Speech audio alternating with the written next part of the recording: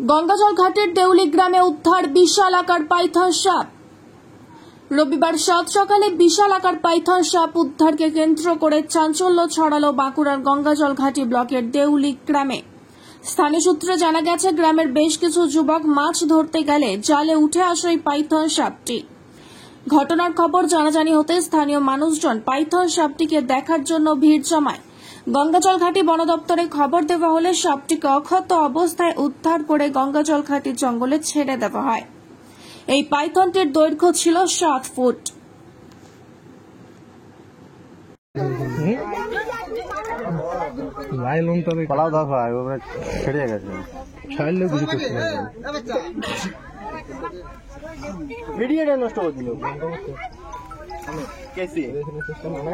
দেখি কাঁধে হাত ডাউট হয়ে যায়, দৌড়ি দেবো যত্ন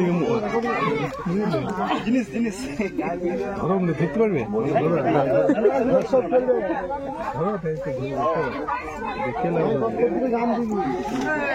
তাহলে এটা সামনে আমাদের বেশি বড় হবে, বুঝলি?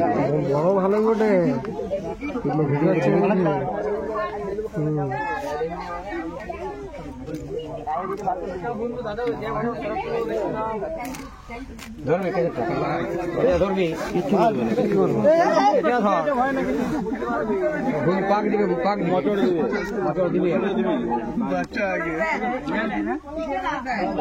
ভিডিও হয়ে গেছে তো।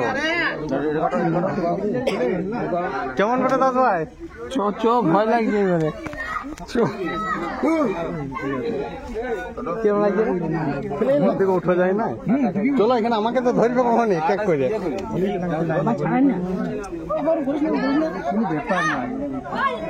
মাছের মতো মাছ কই যাওয়া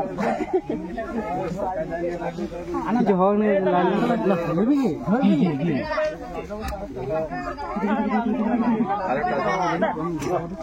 ভালো শক্ত বটে মাছের মতো মাছ বুঝছে না।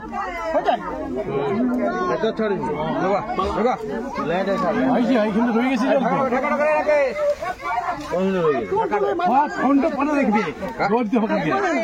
মুখটা চুপে আমি মরি